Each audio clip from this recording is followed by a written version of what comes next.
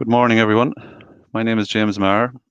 I'm an education specialist in Teagasc based in the Curriculum Development Standards Unit. And welcome to Team 1, Session 5 of this year's ESEE. And I'm your chair for this session, and our backstage manager is Cottle Conaghy. And before we begin, I'd just like to say well done to the organisers and to Ballyhaise College and to Caffrey as well for the super show so far, and huge amount of work gone in. And we'd like to congratulate them on that. So the title of this session is the digital rollout of agricultural education. So it's a really interesting topic. I suppose it's building on previous sessions for this team with a particular focus on education.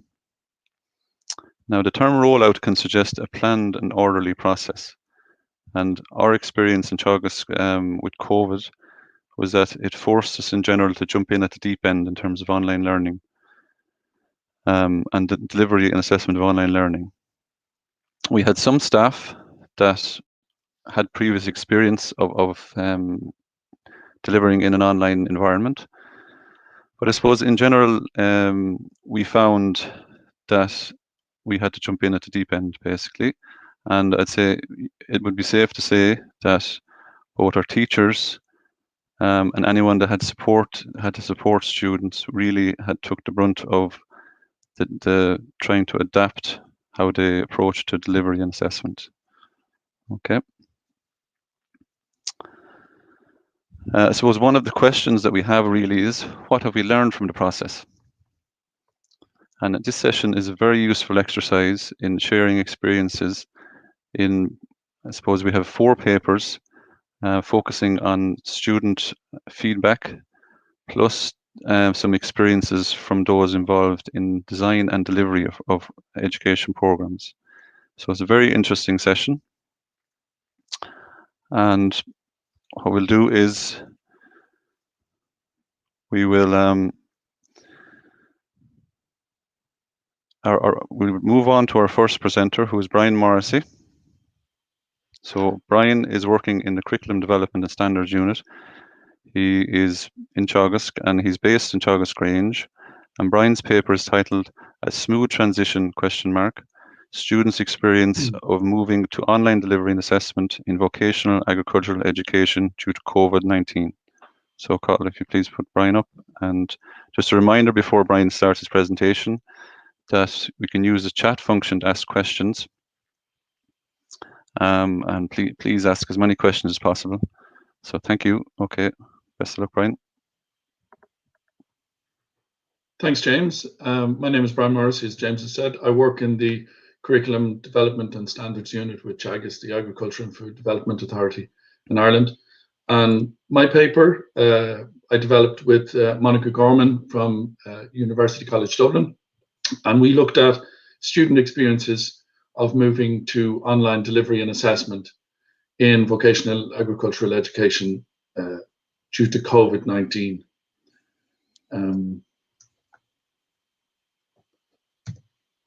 So in summary, learners at level 5 and level 6 of the National Framework of Qualifications across different enterprises that we studied reported that they were satisfied with the move to virtual delivery and online assessment. Again, in summary, while the organization of the online delivery and the provision of workbooks online and support materials were all important, it was help from teachers that really made the difference in terms of student adoption and student satisfaction with online delivery and online or alternative methods of assessment. This indicates or leads us to believe that there are now opportunities to build on this experience. Both staff and students and managers can build on the experiences that we had that were forced on us during the COVID pandemic and move forward into building student-centered delivery and assessment technologies for our students. I'll go through those points in a little detail through the presentation.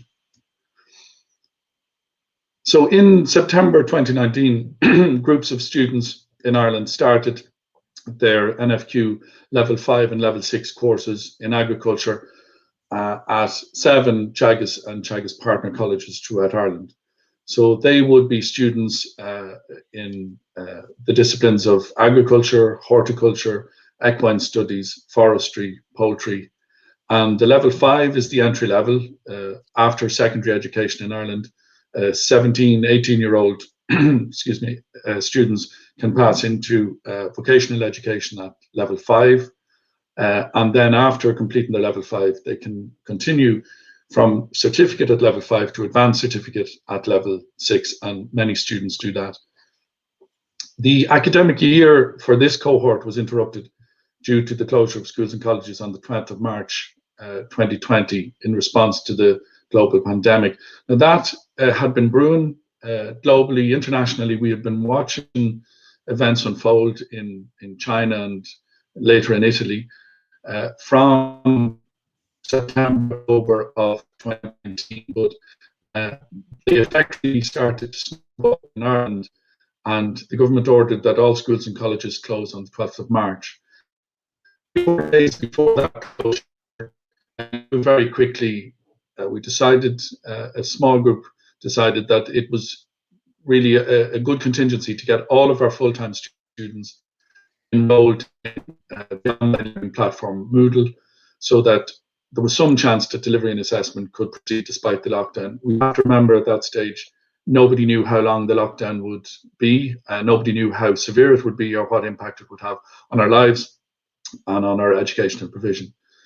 So we did, I should say as well, we have had in Teagasc, we've been working with online learning since 2005, and we've been working with Moodle since 2008. So that primarily was in terms of delivering distance education courses to students at level 6 for a specific purpose award. These courses were provided by county staff in regional offices and all by colleges, but it was provision was to mature students over 23 years old on a part-time basis, so they weren't full-time college students. In the case of this provisioning, we provisioned all of our full-time students across all of the disciplines to Moodle within a matter of maybe 2 weeks of the lockdown, so that we generated disciplines. In this paper, I'm only just looking at the discipline of agriculture across the colleges at level 5 and level 6. This presented us with an opportunity, if you like, a natural experiment. As COVID has presented many such experiments, the experiment of most of the population working from home, or most of the population who can't work from home being on furlough, these kind of things could not have been organized as a sociological experiment. And then COVID came along and enforced, if I was to go to my manager and say, I've got a great idea for an experiment in online learning or in blended learning, I think we should keep all of our staff and students away from college for 6 out of the 9 months of the academic year and see how we get on. It just wouldn't fly. I couldn't get the okay for that, but that's what happened. The experiment then we tried to take advantage of was in May and June of that 2020, the end of that academic year, we added additional questions to the student satisfaction survey that we use every year to gather feedback from students on how they perceived their course, what their experience was. And we added particular questions this year on their experience under COVID, under lockdown, with remote delivery and assessment. So it's important to point out as well that this, although this cohort went through an extraordinary experience, they were also fortunate in the timing of the lockdown. In most agricultural colleges and on most courses, in the beginning of the year, staff would work very hard to make sure that the students settle into their colleges, that they would begin their student lives in a positive atmosphere, that they would have plenty of support, introductions to their environment, introduction to the college routines, the establishment of working relationships between staff, getting to know their fellow students, and laying the foundations for the knowledge of the subject. And in particular, the demonstration and practice of practical skills. And that's what happened with this cohort. When the academic year was interrupted by the lockdown, the learners knew a lot. They knew their college, they knew the routines, they knew their teachers, they knew in general what was expected of them in terms of coursework and preparing for the course and what they'd need to practice and what they'd need to learn. And they also knew their colleagues, and there was a sense had been generated then of a collegiate atmosphere. So they were also well progressed with their academic work, both in terms of the theory and the practical aspects, because they were only really, at the lockdown in March, they were only 3 months away from their final examinations. I'm pointing this out because the second lockdown, which happened in the current academic year, happened much earlier, and we're interested to see what effect that will have on student experiences as well. I'll talk more about that later. So that's a positive, that the students were well bedded into their courses and knew their teachers, knew their fellow students. But very few of the full-time students would have had experience of online learning at the time. We were running a pilot for a Walsh Scholarship Masters with some online assessment, and we had, as James mentioned, we had staff in the colleges who had experience of over long years of delivering distance education courses. So the staff had some experience, and we did leverage that. But the students wouldn't have had any experience with online learning in their full-time courses at the college prior to the lockdown.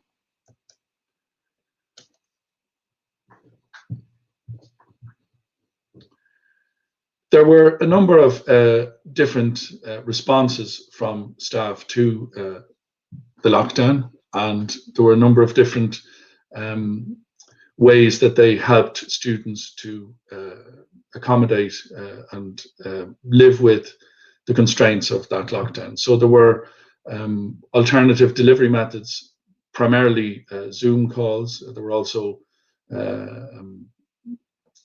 link calls on Microsoft Skype.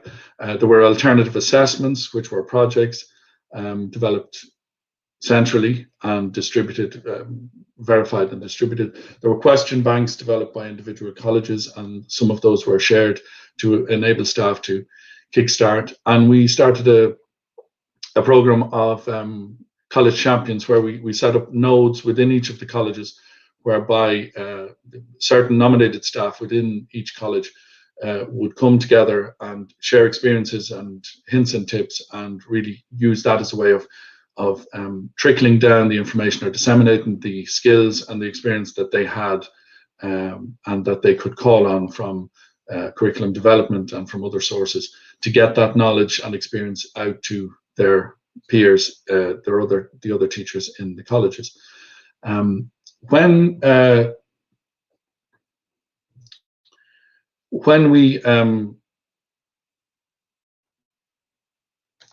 we looked at the student satisfaction with those delivery and assessment methods, we asked learners to indicate how they felt they had, what their experience were in their course, and we then took a subset of the questions, of the answers that we got to the questions from the normal learner satisfaction survey, and we looked at just feedback from the level 5 and the level 6 dry stock and dairy courses from full-time students across the colleges for agriculture.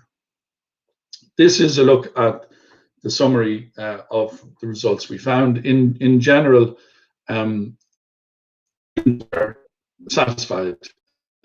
They were rating above average for things like how did they feel about being assessed by a project, how did they feel about online examinations, and how did they feel everything was organized in terms of the assessment and delivery. Different ways of interpreting that information now in the next slide, in 2 slides. I just want to say the questions we asked were very similar to the questions that we would have asked, or the format of the questions was very similar to the questions we would have asked in the normal student satisfaction survey. So here's an example of the question. So matrix, the student presented with a topic, for example, the module, in this case on the left-hand side, and asked to rate on a scale of 1 to 4 whether they were very satisfied, satisfied, dissatisfied, or very dissatisfied. And the scale is set up such that people cannot hedge. They cannot just say, oh, it was okay.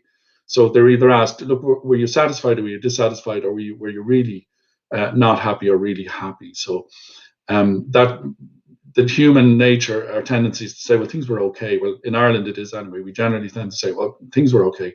But in this format, the learner is asked to judge, to make a judgment. How did you feel? And normally, as I say, it presents the matrix presents the students with their choices, and anything above 2.5 on that scale is usually okay.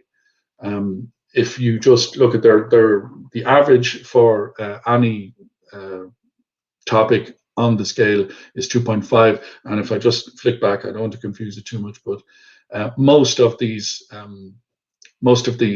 questions registered above 2.5 into 3, and that's good. We look at these over the long term. We've been running these surveys for many years, and each topic, if you look at the long-term trends, each topic that you ask students for, it's more like rather than a particular refined statistic, we're just looking for an indicator.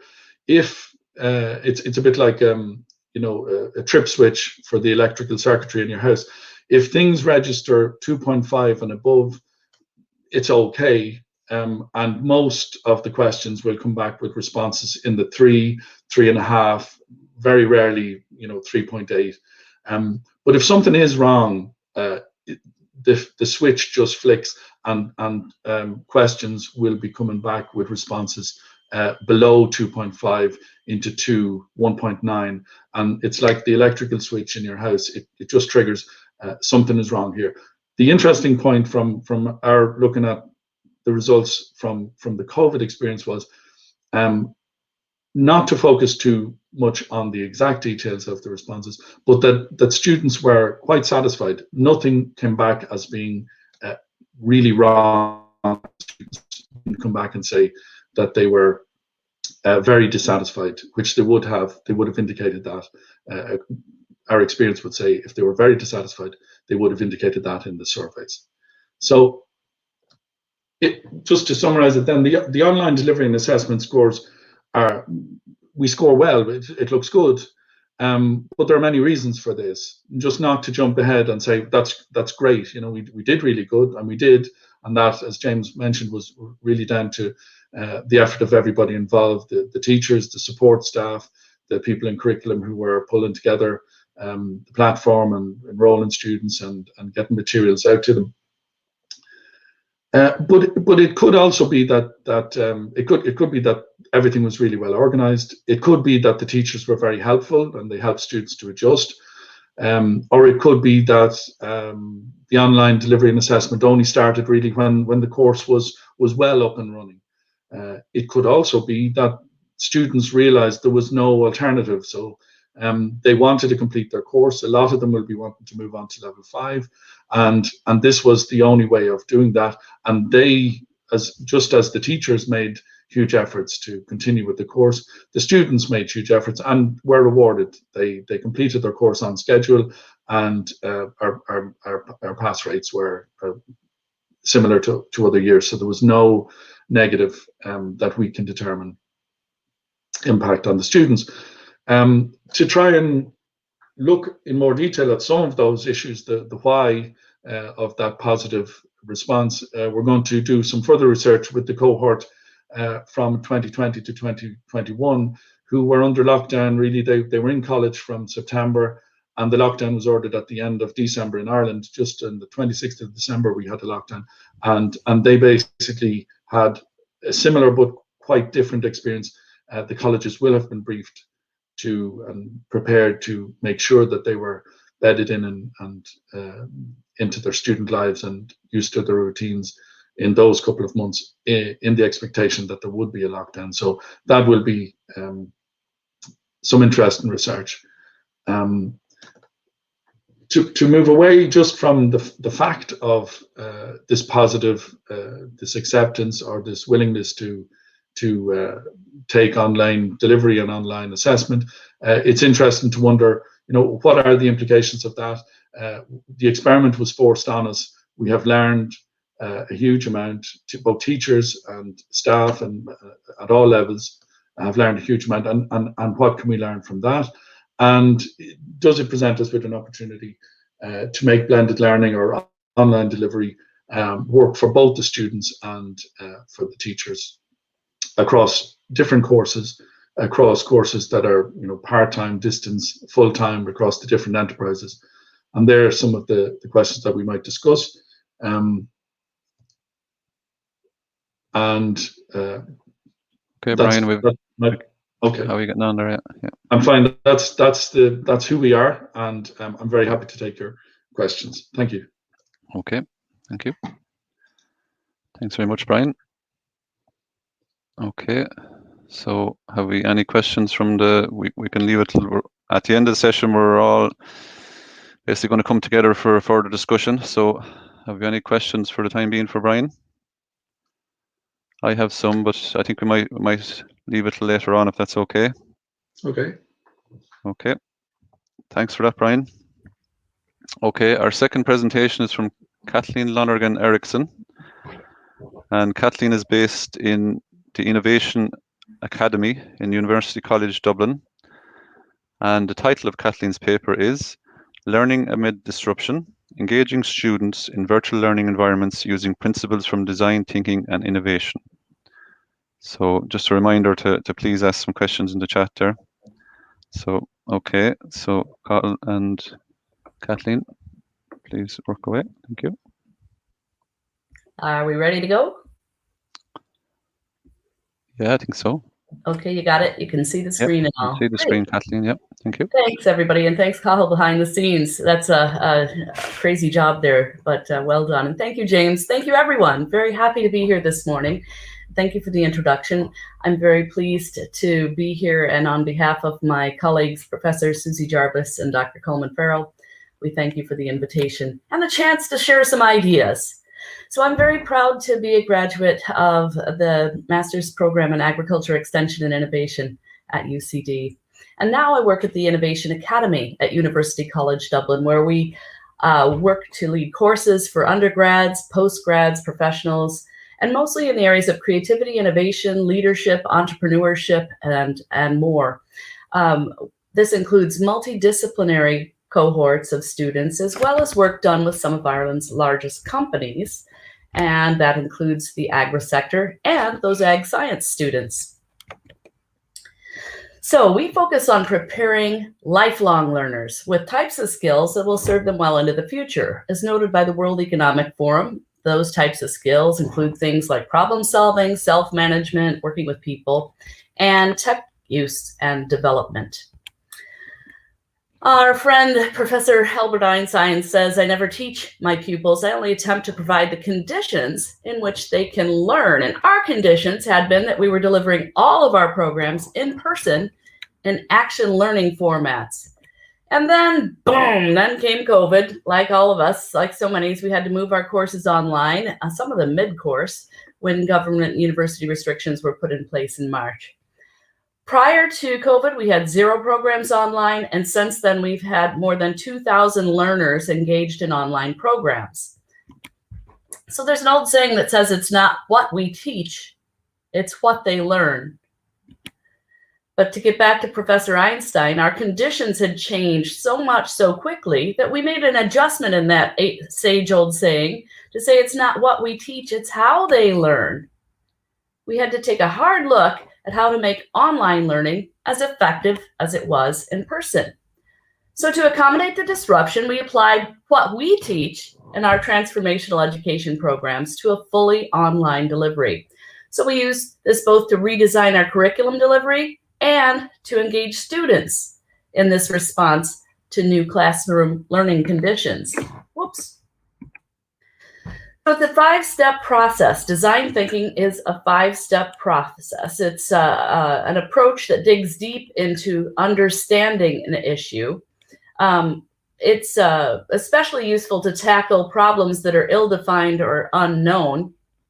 And it's been around about 30 years. It's been made popular and brought to others through IDEO, a consulting firm, and Stanford University's D-School. And mostly in this 5-step process, we learn to ask, observe, define, iterate, adjust, because it's exceptionally important to have the time to think about those things.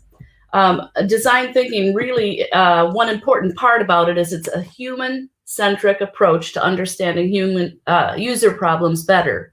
When we understand those problems better, we have the opportunity to develop and deploy better solutions.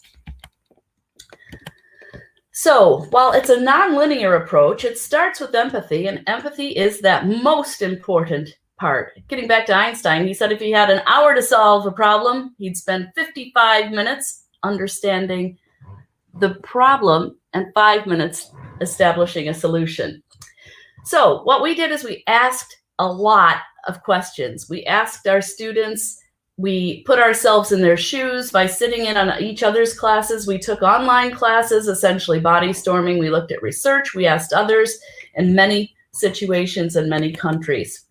And so what we did then is we defined how to make the online experience interactive and engaging while meeting our learning objectives for the course. We ideated. We threw 1,000 ideas up on the whiteboards and really looked at what could work. What did we need to do to consider to make things better? And we tested first with our co-facilitators and then with students. As we know from this conference and from all of your good work, every one of you, innovation is a new or new to you product, process, or organizational system or operational system that creates value. But at the Innovation Academy, we remind people that the entrepreneurial mindset is a critical part of that. A critical part. You may have heard it called a growth mindset or an innovation mindset. And this approach was central to our understanding of moving online. It starts with curiosity at the core, have a bias to action, reframe problems, have a mindfulness of the method, and use some radical collaboration. Now, the tenets of the Innovation Academy approach include psychological safety, action learning, and reflection. And we found these really essential to establishing an effective learning environment. So when we went online, we used design thinking to help us define how we could best develop and deliver these tenets while on an online context. Psychological safety, that wonderful feeling of not being afraid to contribute or share in a group. Action learning reinforces students' leadership skills and confidence, and it empowers students to become engaged in the process of their learning by creating collaboratively. And then reflective practice helps people learn more about themselves and more about their experience as they consider it in their own context, both past, present, and future. So we set out to take a look at, while you may not have those tenets of psychological safety, action learning, and reflective practice, you probably have other tenets that are really important to your learners. So using design thinking, there's an exceptional opportunity to explore and position those things that are most important in your curriculum. And with that in mind, how did we inform our migration to action-based learning online? Well, we set out to make a better way for students to learn online. And I'm going to share with you some approaches that we found highly effective in engaging online learning. We started out with a combination of high-tech, low-tech, and no-tech. And the key word here, combination. Digital collaboration tools help build that psychological safety and supported action learning because students could collaborate online. Digital tools sometimes are really interesting because whereas a student might not be willing to try it by themselves, if you offer a chance to collaborate together in a playful, co-creative manner, it really can get people involved and have them try things in a supportive way. We use things like Mural, Canva, and Padlet, among other tools. Here's just a snapshot of how those might look and how we build a board, and then students, every one of those teeny tiny little sticky notes You can zoom in and students have an opportunity to share and work together. We also use creative low-tech approaches. Make, do a napkin sketch, try some random objects to make a prototype. This mixed method encourages creativity, and what's most important, it's supporting that creative capacity of the group and of the individuals. Interestingly, sometimes we find that people who are really good at high tech may not be good at no tech, and vice versa. But what's really cool is that they find great synergies in working together. We found that a lot of short bursts of action learning projects, get them up, get them moving, do a challenge, get everyone in a role, and most of all, have some fun. These short bursts of action learning were really effective. One of the biggest challenges for us is we had to modify timings. Bigger groups take longer to get things done. Something that worked in person didn't work online, but yet we still wanted to achieve that learning objective, so we had to start and try new things. But mostly, I think for me, the timings, the balance, getting that balance right of how much we talk and how much they talk and do. Students worked independently and together.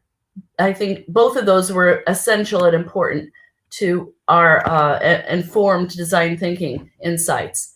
Also, then we wanted to create a culture of support. Giving and receiving feedback is critical. And that means feedback has to be kind, specific, and helpful.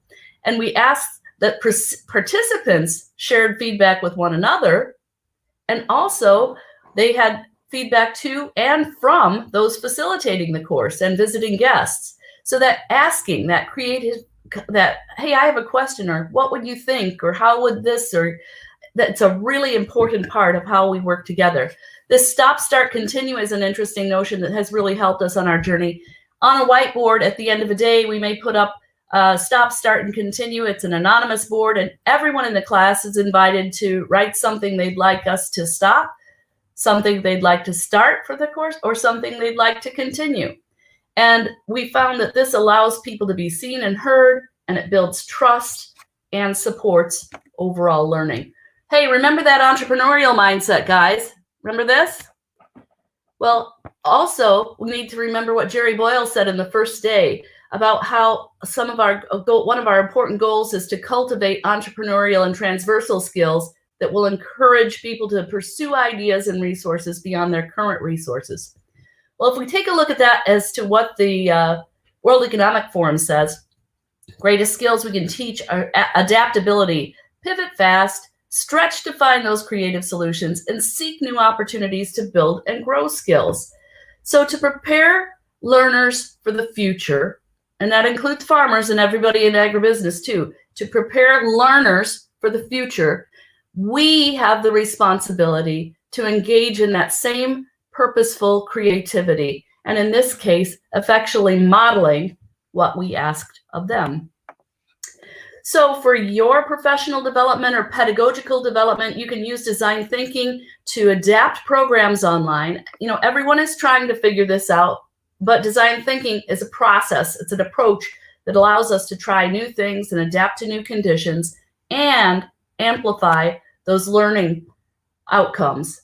So in our case, design thinking and innovation helped us hold on to our core tenets and make some important adjustments in that transition to online learning.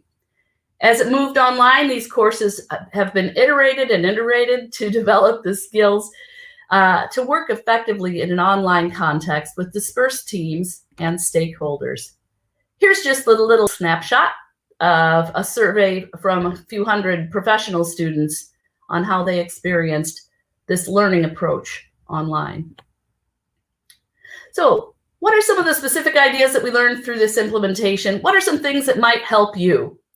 We'd encourage you to consider applying design thinking and innovation to course goals. Develop and prepare curriculum to foster adaptability, encourage curiosity, nurture innovation, and that entrepreneurial mindset.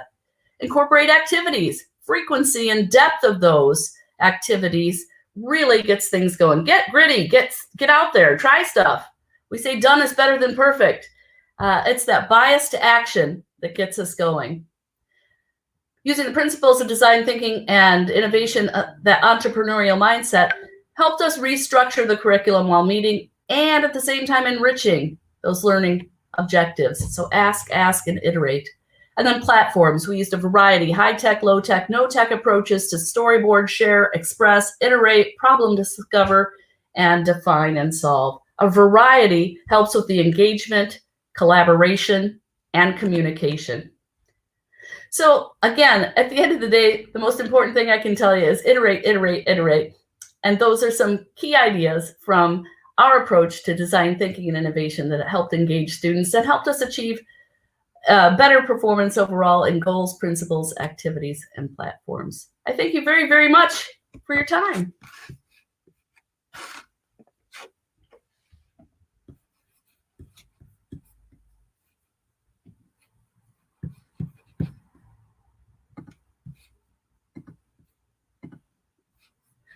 I can't hear you there, James.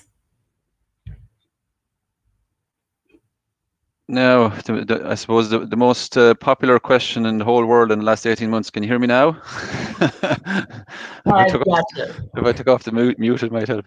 No, I was just saying that was an excellent presentation, Kathleen. Thank you very much. It's really, I suppose, put some very good ideas forward, and it's definitely some food for thought in terms of how we might approach some of I say our thinking in terms of design, especially, and delivery. I really like I suppose your phrase, you have a bias to action, which is something that really stood out for me. I suppose we have some questions there. We might take one or two questions. I think our third presenter was having technical issues, so we might have a couple of questions before we move on. Emily has a question there. Have you been able to quantify, excellent presentation, Kathleen, thank you. Have you been able to quantify any differences in accessibility between online and in person? I think, thank you for your question, Emily. We haven't done any specific hard studies as such on that, but I think the interesting thing, like we were saying first thing this morning, was the conditions were put upon all of us. And so everyone kind of had to have the same kind of an approach.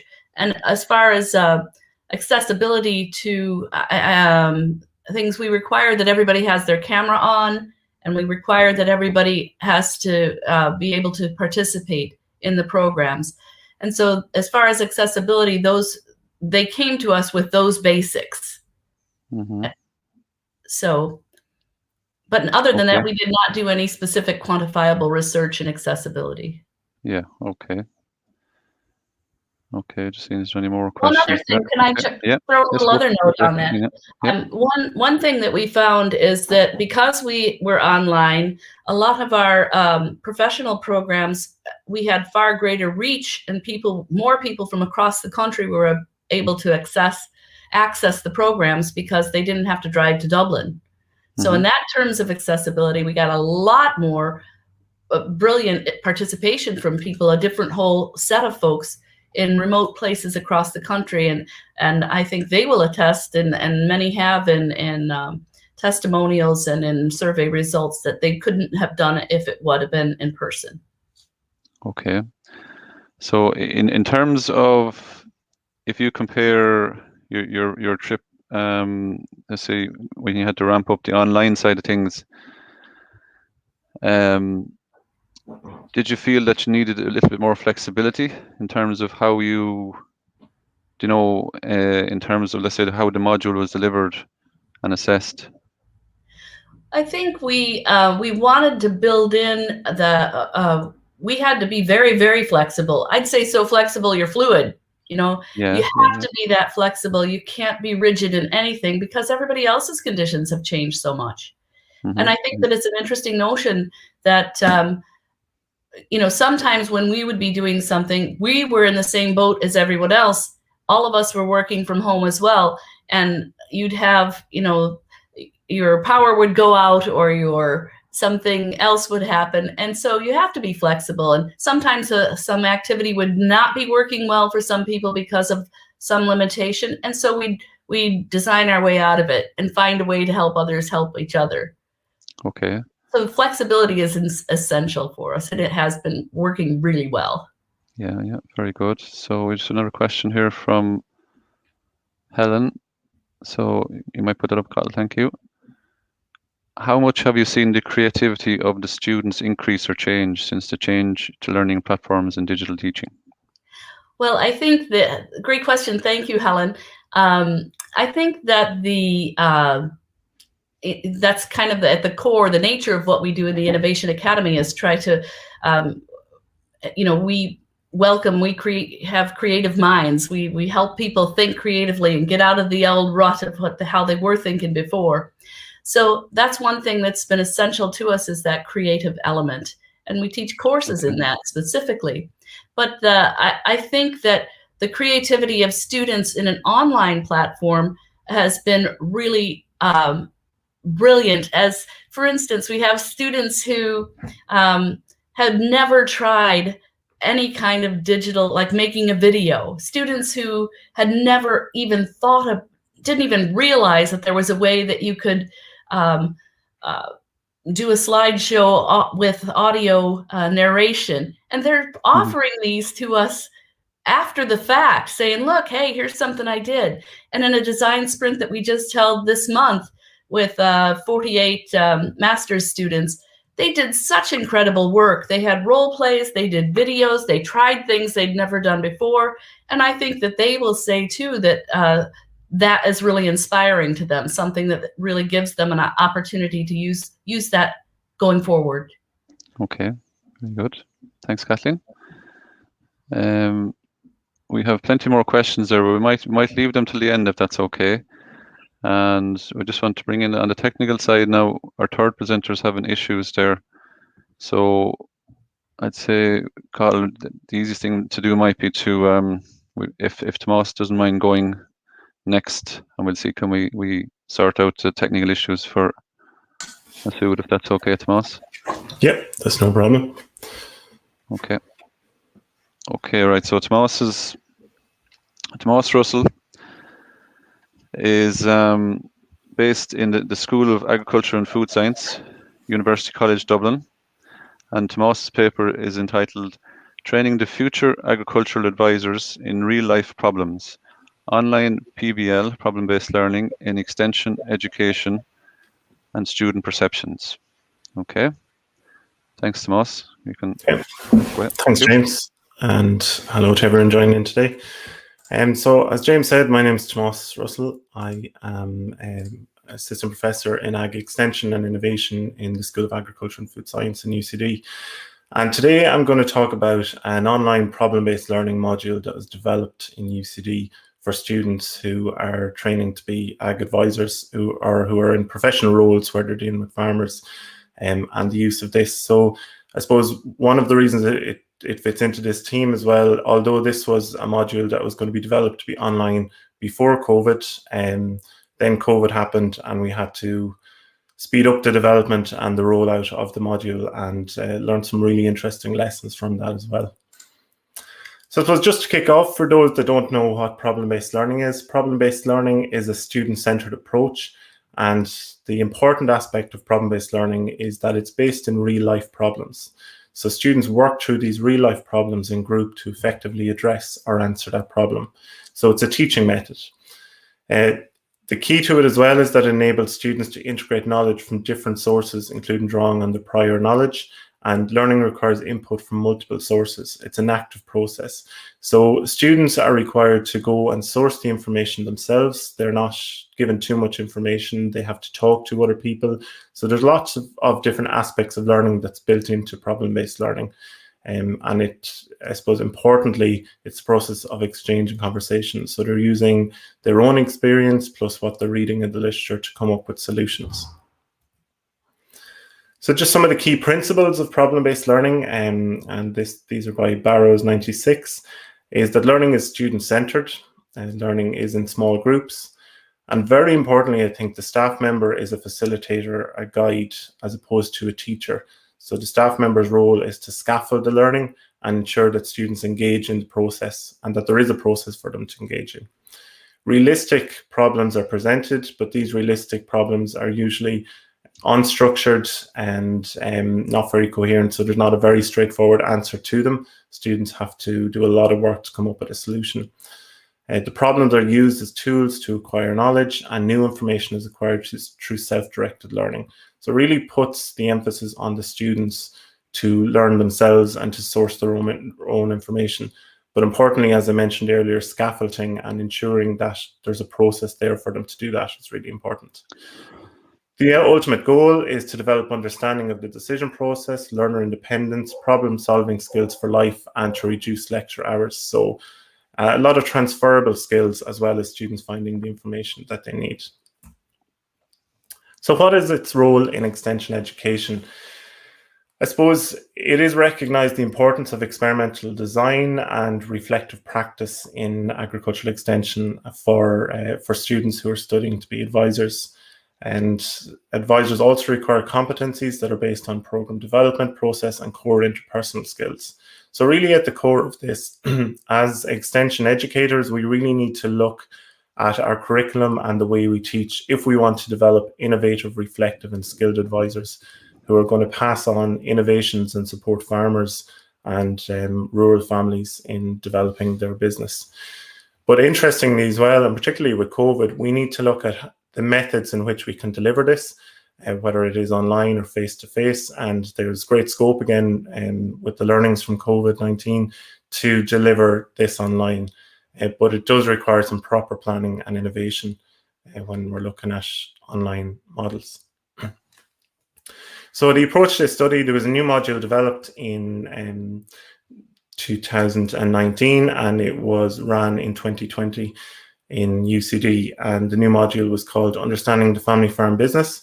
This module focused on the role of advice and support as tailored to unique aspects of the family farm. So all of these students engaged in this module because they wanted to see how they can support family farm and family farm businesses.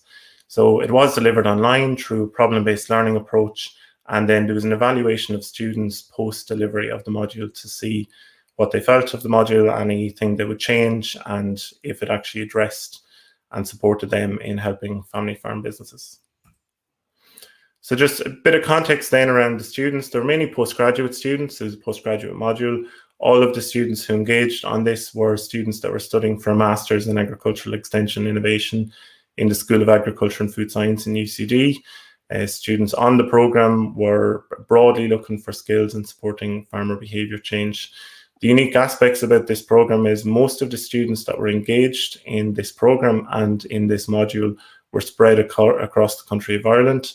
They were engaged in doing this Master's in a part-time capacity for CPD. So they were all professionals that were working in the agri-industry in either advisory positions or agri-sales positions or farmer-facing positions where they're dealing with farmers on a day-to-day basis. So with PBL, there's a number of different process guides. There's a number of different approaches that you can use. And the approach that I used for this was the 7-step PBL process guide by Barrett and Cashman, 2010. And this, as you can see, is a 7-step guide. And this is what I mean about scaffolding or putting a process around PBL so that students are able to engage in it. So quickly, just to go through this, and the first thing that happened is students were put into groups, small groups of 3 to 4, and they were assigned roles within that group. So each student had to, and this was done again in an online environment. So the first session where students were given either a chairperson role or a timekeeper role or a number of other roles. They made their own ground rules, when they were going to meet, how often they were going to meet, how they were going to engage, and then they reviewed their thinking and learning process, so how they were going to approach it. One of the key aspects of PBL is that you provide the students with the problem, as I mentioned, but this problem is called a trigger. So it can be given in either a paper-based format or a video format or just written down, so any sort of format. And I will talk about the trigger I used in a minute. So step 1 is students get the trigger. They have to have a look at it, read it, try to understand what are the key problems. Step 2 then, they define the problem and develop some initial ideas. Step 3, they brainstorm. Step 4, they discuss and synthesize to summarize what's known about the key terms. Step 5, they formalize the learning issues, so name the issues that they want to study further. Then there's a level of independent study, and then there's some debate about it, and then they have to present the problem. This isn't a linear process. They might move to step 5, and then next week they're moving back to step 2 to define the problem again. But this does provide a broad framework for students to work through, and it will make a bit more sense as I talk through the presentation. So within the module, there was, as I mentioned, there was the first session where students were introduced to PBL, the learning environment, the module. They were put into their groups and they had an opportunity to set their ground rules, to examine what way they were going to look at the problem, how often they were going to meet. So this is a really important session, and this was done online. They were also introduced and given a good induction into online learning environment, Zoom, where they can meet, how often they can meet. There was then 7 online sessions given to the students. These were 15-minute to 20-minute short lectures on different concepts that were relevant to the module. And then after each of those 15-minute to 20-minute sessions, students were put into their groups, and they spent approximately an hour working in their groups on what they learned that day and how it impacts on the PBL process. So that was 7 weeks, 7 online sessions, and then at the end, they had to do a presentation or review on their problem. So as I mentioned earlier on, with PBL, it's very important that students get a trigger, and this is something to engage them in the problem and the problem task. So in this case, with this module, the trigger was a video, and the video was of a family farm kitchen where the family are sitting around in front of the fire, as can be seen in picture 1 in the top left. They were watching the news, and they were also looking at their tablet, and they were seeing large issues around climate change on farms and noting that farmers need to change due to climate change, and also a reduction in the beef price and beef price protests. So it showed that there was a need for the farm family to change and do something. So the video finishes, and it was only a quick 3-minute video, but it finishes with, what are we going to do? So the problem task that the group were then given is that there were a group of advisors who were working with this farm family. They've been called out to this farm family who are looking at their farm business and unsure about their future. They have 9 weeks to go and come up with a plan for this family. So in 9 weeks, they had to come back and pitch or present to this family how they were going to support them based on the learnings of the module to date. So students engaged in the module, they went through, it was the first year of the module, as I mentioned, and it was done fully online. And at the end of the module, students did their pitches, they presented, and from a grade perspective, actually did very well. They were then sent a student questionnaire with 17 questions that looked at students' experiences of problem-based learning and also with the online environment. But specifically, and what I'll talk about in the next slide, is its effectiveness in supporting them in dealing with real-life problems and how it prepared them for dealing with real-life problems. So some of the results, as you can see here, there was in all of the questions, the responses were very positive, with most of them being in the agree or strongly agree category. So when we asked them, were they more confident in supporting farm families with real-life issues after learning through PBL, they strongly agreed. Again, they strongly agreed with learning online through PBL. There was a mixed review about if they found it challenging or not, but that's again a key component of PBL, is that they need to be slightly challenged. They found it a good teaching approach for online learning. Also, the use of real-life examples helped them to understand how to deal with similar real-life issues. And they felt that the online learning environment suited PBL. So one of the key advantages with this particular group and PBL as well was, as I mentioned earlier, they have to look at a number of different sources for information. So a lot of these people, because they were actually working in the industry, could bring their own experience, combine that with the literature and what they were learning in the module, and teach each other. So a lot of peer-to-peer learning with problem-based learning. Just some quick quotes that came again from the survey. One student said, the assignment 2 allowed me to apply the learnings of this module to a real-life situation I've dealt with in the past. Another student said, it helps you to research and articulate advice about an issue more effectively regarding approach and execution in real life. Another student said, they felt the assignments were very real life. You had to think about the problem scenario that was given to us, and if it was a real family, in that sense, it really prepared them for real life situations. So again, really positive results and really positive quotes from this. So just finally, in conclusion, PBL has a key role to play in extension education and engaging students in challenges that they might face in the role working as farmers. The attributes of problem-based learning are very suitable to prepare extension students to deal with and support real-life problems. I think this is a really important point, given that traditionally PBL was used in the medical industry for training doctors on how they might deal with patients. So to an extent, this is very similar when you're trying to deal with and support farmers, because they are real-life problems that they might be dealing with. Online delivery is possible and also provides a very suitable platform for PBL. And when we look at a lot of other modules that we delivered in UCD in an online space, PBL certainly was very suitable for engaging students in the online space.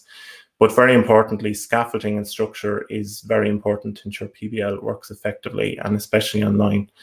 And one of the key components of PBL is that, to an extent, you need to do a lot of the work in advance of the module. And if it's properly scaffolded and structured and prepared in advance of the module, you don't have to do a huge lot of work during the semester. It's just a matter of facilitating the groups. So thanks very much for giving me the opportunity to talk about this today. And I hope there'll be a good few questions on this after. Thanks, Tomas. That was a very good presentation and a very interesting topic. We have a question in the chat there, but before we go to, I just asked a question myself. Just in terms of the structure seems very important for PBL. Just in terms of, if it's very structured, if it's overly structured, could it affect, let's say, the energy of the groups and their motivation? Or how do you get that balance between structure and, let's say, autonomy, if giving the group a chance to work by themselves and to generate their own enthusiasm and energy? Yeah, it's a good point. I think it depends on how you structure it. So it is a matter of building that into the program, that you are actually giving them autonomy. The structure is around making sure that they have a process to follow and making sure that they understand what's involved in PBL, because I found within the first week or two of PBL, you will have students being concerned about how it's going to run. They're nervous about what they're supposed to do. And to an extent, that's part of PBL, because the problem is supposed to be unstructured at the beginning. But so it's less about structuring it too much, but just having a process that they can work by, that they have a clear understanding of that this is a stepped process that they will learn as they go along, but not actually prescribing too much of what they should be doing and when they should be doing it, if that makes sense. Okay. Yep. Very good. We might just go to there's a question on the chat there, Cottle, if you're, Cottle is quite busy trying to get the technical problem solved. On a visit to Aalborg, this is from John Kelly, on a visit to Aalborg University in Denmark to see PBL in action, they said that if teaching by PBL, it's better to use solely as a teaching method across the program and not in addition to traditional teaching methods. What is your view on this? Yeah, I've come across a few different courses when I was doing the research on PBL. Particularly UL have a number of medical courses that are delivered completely through PBL, and it certainly is beneficial. But I think one of the advantages of doing it across a program is that students are familiar with the whole process. I think my experience with PBL has been that students have liked the diversity, and particularly across our master's program, they've liked that there has been one or two modules that have PBL and one or two modules that might take a different approach. So I understand the reasoning behind a whole programmatic approach, but I still believe it's very effective if it's used on a modular basis as opposed to on a full program. And I suppose in Teagasc we were looking at it and we were saying that possibly even part of a module, but maybe that's, for projects or stuff like that. But your opinion is that it's nice as I suppose it provides variety for students. Is that what you're saying, Tomas? Yeah, I think it provides variety. And I think I certainly underestimated our students and their potential with PBL because, and sorry, to give a small bit more context to how I ended up developing a PBL module was in UCD, I did a postgraduate diploma in university teaching and learning, and we had to do a PBL as part of that. So I was a PBL student to start. So I understood where it was where the students were coming from, but I think it has. I really underestimated the value of the students and their input in this. When we looked at some of the assessments that came through, they were extremely creative, and similar to what Kathleen mentioned earlier, like very surprised students hadn't engaged in so much. They developed so much other skills around developing videos, around role play, around all sorts of things that I never would have appreciated. You know, I would have felt they might have felt too uncomfortable about having these skills, maybe doing role play and doing acting. But it was amazing to see the creativity that came through. So I think it's important to realize that PBL has that opportunity. And maybe just to answer your question about whether it's part of a module or to have the full module, I would have been nervous initially about having it as a full module for that reason. But I think having it as a full module, it allowed students to be more creative and engage a bit more with the process. And in terms of, we have a question from Helen there, but just another question for you. In terms of the design of the module that you were doing with the students, did it need a redesign to take on board the PBL, or were you able to fit it into the existing, let's say, design of the, you know, in terms of, let's say, learning outcomes and assessment and so on? Yeah, so actually this was a brand new module that was developed. So it was developed with PBL in mind at the beginning. So there was no retrofitting of PBL involved in it. It was actually designed as a PBL model or module from the beginning. And do you think that's an important part of the process that, you know, that I think it is, because if you were to try and retrofit another module, it can be done, but it does mean turning it on its head. So instead of I suppose providing students with learning throughout the module and then asking them at the end how you address the problem based on their learnings, you're putting it upside down. You're giving them the problem on day one, and then you're saying you need to try and figure out how you're going to address this and trust the process that you're going to learn a bit throughout. That's going to help you to answer that question. Okay, thank you. We have just questions here, Carl, if you have. Helen Brooks. Yeah, thank you very much. Have the students you worked with fed back any way that, have the students you worked with fed back any way they have used PBL in their working roles outside the course? How have they put the learning into action? It's a very good question. Yeah, so they haven't used PBL as an approach in their learning, but what they have done is they've certainly used the transferable skills that they've gained. So students have provided feedback that, you know, they learned video editing skills, they learned role play. It definitely has enhanced the way that they work with farmers and farm families. I wouldn't say they specifically used PBL approaches, but certainly they used a lot of the learnings that they got from PBL in their day-to-day jobs. Okay, very good. And we have another one from Claire. So great presentation, thanks, Tomas. Is PBL more applicable to younger students than more mature students with life experiences? No, I'd actually say it's quite the opposite. I think one of the benefits, and I didn't present those results, but a lot of the feedback was that students learned from each other. And as I said, PBL is really important that you use a variety of different sources for the information. So students are using their own experience as well as the learnings from the module and the literature. So when you have more mature students with life experience, they can really enhance the learning within the PBL group because they're bringing their experience and they're bringing their views and they're bringing their insights from either their life experience or their work experience to that group.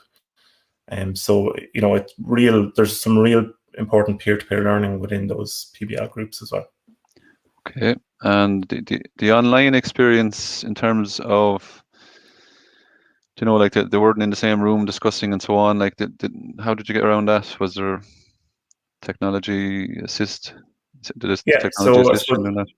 Yeah, that's where the induction day was really important. So you spend a good bit of time on the induction day, giving them a sense of the online environment, the tools that they could use, how they were going to meet. So some of the groups set up their own WhatsApp groups, and they would have texted throughout it, others, but they always would have met online. So again, this is what I mean about scaffolding and structure. So we would have had a date and a time that they always met online. So they would have had a 15-minute lecture, then they would have been put into their individual groups and they would have been facilitated by myself and some other staff members, if they're available, to pop around the groups and check that they're okay, they're getting on, they're clearing their task.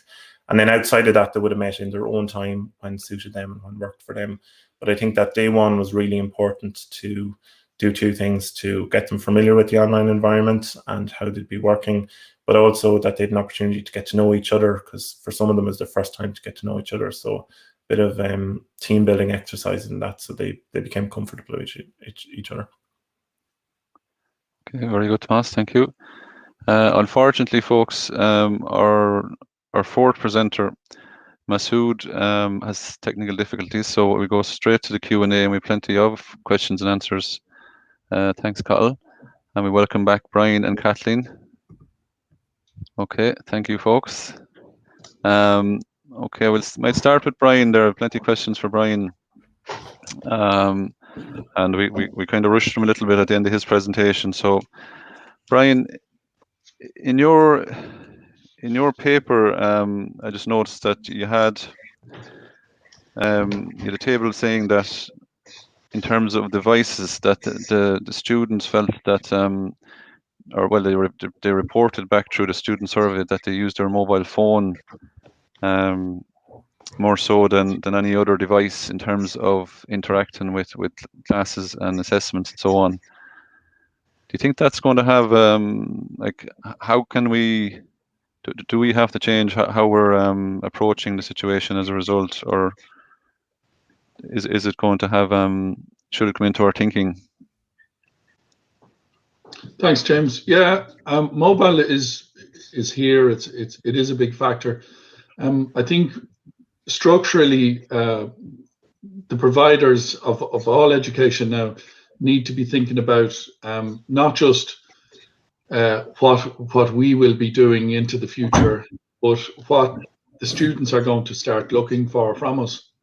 So the situation has been turned around slightly, whereby students now realize that there can be much greater flexibility in the delivery and the assessment of their courses. They have to give a little in terms of, maybe trivial issues like they have to use their own broadband or they have to get access to Wi-Fi, but they can basically attend a lecture or they can take an assignment much more flexibly. We had some great stories coming back through the pandemic, and it's ongoing, where some people would report that a guy, every time he had a Zoom lecture, he had to get into the tractor and drive to the top of the hill to get the best coverage, or you had people struggling. One staff member was saying they didn't know what was wrong. This guy just couldn't do the assessment, and the exam was right and the questions were all right and everything was okay, but the guy had a crack right down his screen, and he so in a way the students will he had a phone with a crack in it, and that became our problem. So there is a quid pro quo. The mobile is an issue, an opportunity, and it presents other issues like almost everything else. I think we're going to need to start listening more to what students want from their course, and we are going to. I think everybody admits now that minor lockdowns, minor pandemic, minor issues with COVID are going to be part of our medium-term future, and we need to, be flexible in terms of how we deliver and assess. Mobile is going to be part of it. I haven't even talked now about how you develop your site, how you develop your platform, and how you develop your questions. That's also a huge issue. Mm-hmm, mm-hmm. So you mentioned that we're in at the entry level in terms of online assessment. So with plenty more we can do in terms of let's say, what do you mean by like, where are the areas we could improve in terms of in that area? Well, I'm speaking about Teagasc now, not about the industry and not about other providers. Yeah. And we had been running distance education courses for many years, but we weren't assessing people online, and there were a number of good reasons why that wasn't the case. We now were very quickly forced into a situation with the lockdown in order to keep the courses on schedule and make sure that the students were able to take their courses and have their assessments, that we jumped very quickly into alternative assessments through projects and also through online assessment. So it's entry level in the sense that both our staff and our students were moved very quickly into that space. It's not entry level in the sense of the sophistication. I mean, we put our question banks and the alternative assignments through a full quality assurance loop, and that took time and it took effort. But that's what it means if staff are going to continue online. A bit like what Tomas was saying, you need to put the prep in. It is much easier locally to develop a paper, a hard copy paper, and run off 20 copies of that and just hand it to people for an exam. It is a much bigger challenge to develop questions that will work for part-time distance education and full-time students at level 5, for different centres and for different, maybe for a course and then for the repeats for that course. So it takes a lot of work, and there is a level of sophistication there. Yeah. Thanks, Brian. There's just another question from Tony there. Cottle, if you don't mind. Yeah, thank you. Thank you for your paper, Brian. What did you perceive as the strongest learning point for Teagasc education arising from the learner feedback, reader education experience during COVID? I think the adaptability and the flexibility and adaptability of staff, administrators, managers on one side and students on the other was definitely the high point of it.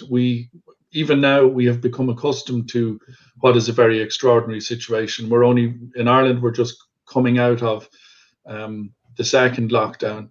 The experience we had was extraordinary, and when we get a little bit of a perspective on that, we'll start to maybe consider more or reflect more on how extraordinary that experience was. And in the main, our people, they stepped up. It was just extraordinary. We had nobody online in colleges, in the college courses on a Monday, and by Wednesday we had nearly everybody. We had courses for nearly everybody. In 2 weeks, we had all of the college courses, all of the students for all those courses, all of the tutors up, and we had people within the colleges teaching their fellows remotely now, because they weren't actually in the college, teaching their fellow teachers how to deliver, firstly, learn. Zoom literally came overnight. We were within a week, people were up to speed with Zoom, or they were using Zoom, and we were experimenting and sharing information through nodes, local nodes of sort of groups where people knew there was somebody you could touch off to get some information, and on the other side, then students really they stepped up as well. They obviously wanted to get their course completed. They have their eye on the future, but they were dealing with an extraordinary circumstance and did really, really well on both sides. Okay, thanks, Brian. Kathleen, I might just ask you a question there. There was a question. Welcome back to the fold. There's a question a while ago there on the number of students. Right, on the number of students using. This one here, very good. Well done, Carl. Thanks. Yeah, there it is. Very good. Thanks, Carl. Great presentation. Thank you. How many students were using the online tools? I used Mural last April during my research to a max of 25 students, and it went great. Do you have any more or less? Thank you. We have a subscription, so we can use it for as many. I've had 100 people in a room using Mural at a time online, and then they can go into their breakout rooms and have their own Mural board. So I think it's because of it probably has to do with the subscription. Which plan you tick, that you're on, about how many you use. But I think that the nice thing is to see the Mural board. You're all in the same room essentially then, right? Mm-hmm. And you can all see what's being put up together. And we do a lot of this. Remember the design thinking stage where we talk about ideation? It's that generative process of everybody throw in as many, it's a brainstorm. So here's an interesting thing that really works well, guys. Instead of, brainstorming, we often all talk around the table, and the loudest voices get the most ideas out there. We often take, 5 minutes, 7 minutes, and everybody does brain writing, as we say. So you flip out a bunch of sticky notes, and everybody, if you're in person, you can all write on those, and everybody puts all their ideas out, and then you mount them on the board. Same kind of a principle works when we're online learning remotely, because we have the opportunity for brain writing where everybody gets to throw up their ideas. And then we do clustering, affinity mapping to kind of put those together and gain some themes and gain some ideas. But this collaborative nature of the work is so important because everybody is part of it. Not one voice is leading the rest, or sometimes it's the quietest one who wouldn't have participated otherwise, who has the key theme that is picked up and driven forward. So yeah, Mural is great, and the same with Canva, and all these different boards that you can use. There's a lot of really neat tools. I also wanted to say, Brian, I loved your idea about your explanation about the cracked screen, because I think one of the things that happened to us in this scenario, at least in the Innovation Academy, we all really learned how to be the guide on the side, not the sage on the stage. And so we had an opportunity to help and collaborate with students. We had an opportunity to have them help teach us. When we were getting going with the Zoom and all these things, so often I'd have to have students say, hey guys, help me out here, and somebody would help me with the tech issues. But I think that fostering that kind of a community of trust and support where everybody helps one another is so nice. But I really love that fact that you had that co-creation and collaboration of helping that student, even with a cracked screen, their problem became your problem, became their problem. So, but also by the same token, that was an opportunity for all of you to solve something together with their interest in mind. And when we put the learners first, everything works. That's a very good way of putting it, Kathleen. When you put the learners first, everything works. Simple as that, isn't it? I'd just like to encourage people that we'll probably be going. We've officially scheduled till 11:15. We don't have to go that far, but the discussion is going very well, and we'd encourage people to keep asking questions if they want there. James, can I just come in on the point that was made by Brian and Kathleen, just even around the technology? So I know when COVID hit and we went online, there was a big panic to get all of these fancy tools and mural boards and looking at all the fancy software, and to an extent it helped and it worked, but I don't think we appreciate, some of there is basic tools. The things that worked best for me was going into a Zoom breakout room and putting up a whiteboard and just letting everyone write on it without redirecting them to Mural site or some other online software. I ended up having to deliver one lecture on WhatsApp video at one stage when everything else failed, and it worked fine. So I think, there are some of the more basic tools that everyone is familiar out there that we can use, and they do work perfectly as well. So I think it's important that we keep that in mind as well.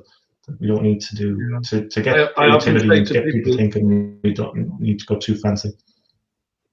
I often say to our staff, the most important aspect of a tool really is the student's initial induction to that tool. So it really doesn't matter. My example would be, you can do great stuff with Moodle, and you can have your entire course up there, and you can have PowerPoints and videos and links to videos and all sorts of stuff and quizzes and assignments and everything. If you haven't made sure that the student can log in, it's all for nothing. So that really we have to keep an eye on, again, the student. The most important thing is to check, and it doesn't matter whether you're doing it face to face. Traditionally, they would do it face to face. Make sure that the students log in. They know their username and password. They know how to reset their password if they need to. They have access to the materials, and simply, if everybody thinks. I think the assumption is that millennials and people, young people at college now are all digital natives, and I think it needs qualification. They may be native to a smartphone, but they will not be native to the platform you're talking about. They're not native to desktop computers, network drives, PDF files. So there is also, even though they know how to, update their status on Facebook, they need to be able to log in to your platform, find the material that you put up there, and use it. Yeah, I suppose, Kathleen, part of the gadgets are one thing, but the key thing is that the student is engaged and they're active. Isn't that really one of the concepts? And some of the likes of Padlet can assist in that process, but as you say, they have to feel part of the learning process, don't they? Absolutely. And I think thank you, Brian. That was brilliant too.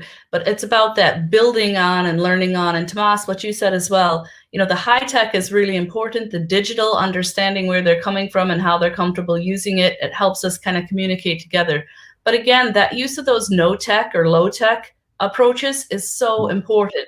And for one, it's that creativity. It's that get there and draw something. When's the last time you colored something? When's the last time you made something with your hands? I mean, and that's in agriculture. That's been my entire life. That's what I miss the most, is building fence and tearing things down and stuff, right? We love that creativity. So when we can bring that creativity into our learning and focus on that, using some low-tech approaches, draw a picture. What do you think it would look like? You can just be absolutely blown away by what these people can create and what they're willing to share.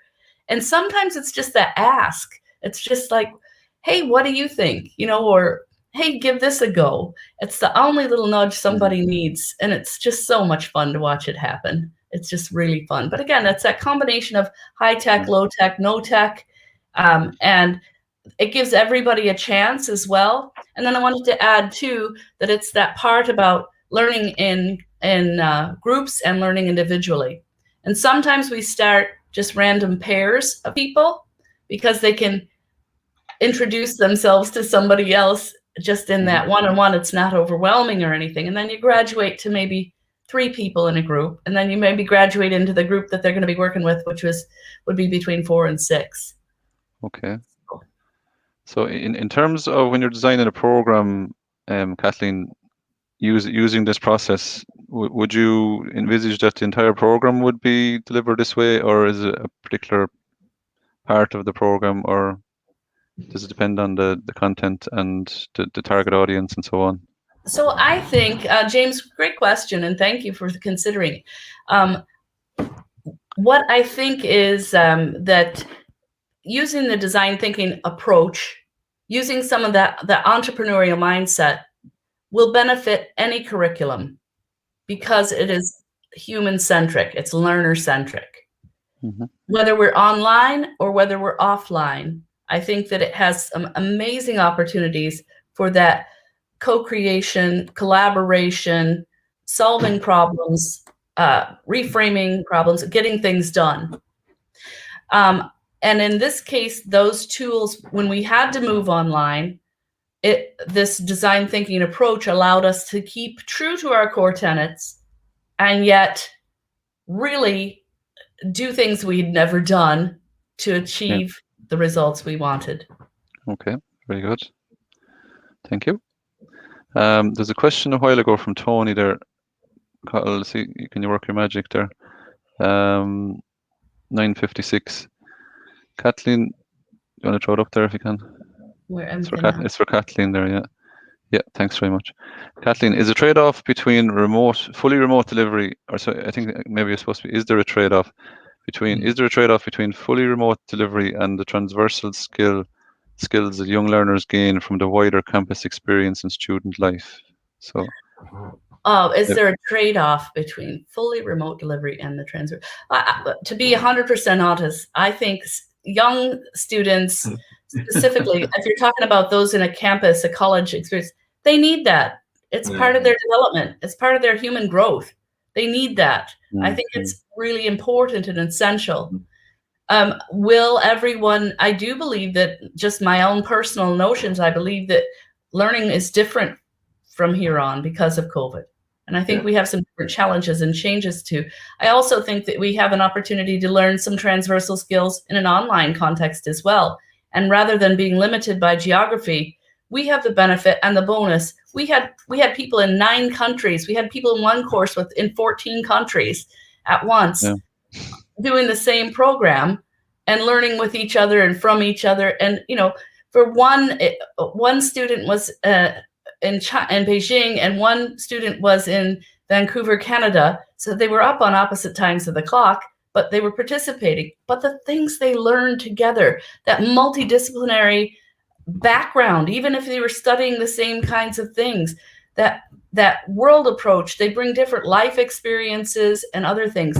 When we talk about innovation, I think there's something really important to consider about how we bring things together. You know, an innovation isn't anything usually not new. What is it? 96% of the time, it's a mix and match. It's a bringing new ideas together and creating something new for that area, and that new to you.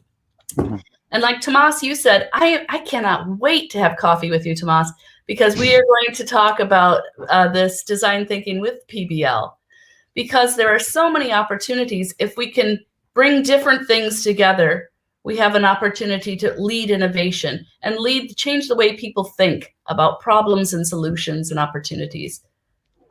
Okay, thanks, Kathleen. James, I just have a question, if possible, put across just for Thomas. Okay, Brian. I think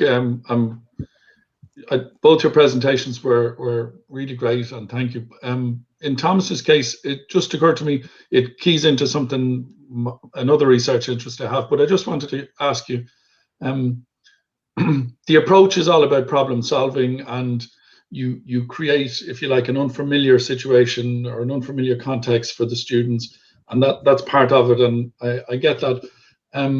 I'm just wondering, why would the problem be so focused on agriculture? I mean, I understand that you want to bring them small steps, but is there not a case to be made that the problem should be about, say, landing on Mars or dealing with mental health issues, or because it's a very comfortable zone. These are in the main, advisors or people training to be advisors, and they are going to expect issues with, beef price and CO2 and carbon remediation and all that. So I'm just wondering, not just that case, but how far do you push the problem-based learning approach, or how do you think, how challenging can that problem be? Yeah, I think that's a really interesting point, Brian, and I think you can push it as far as you want. I suppose in my case, this was to an extent the first time we ran the module, and it was a trial, so we were starting off nice and easy with a problem that was unstructured, but also that was related to the topic. And that problem, the aim of that problem was to address the learning objectives of that particular module and what we wanted students to gain. But I think pushing the problem, making it more unstructured, making it more universal is really important, and certainly moving forward in this module we will start to push that a bit further, still keeping it in the context of agriculture, but pushing it outside of students' comfort zone, because that again is the whole value in PBL, is that it's something they're not familiar with, and they do need to think outside the box.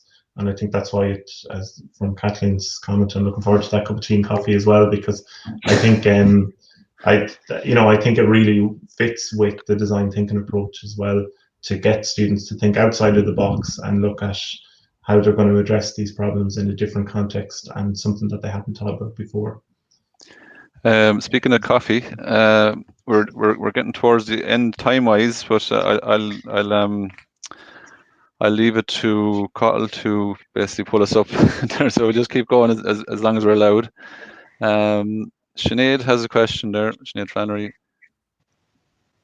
Okay, really interesting presentations. Thank you. Do you think pedagogy and teaching and learning skills and strategies becoming more important in an online space? And are there any learnings from online delivery of education that can or should be used and considered when we return to the classroom and face-to-face teaching? Very good question, Sinead.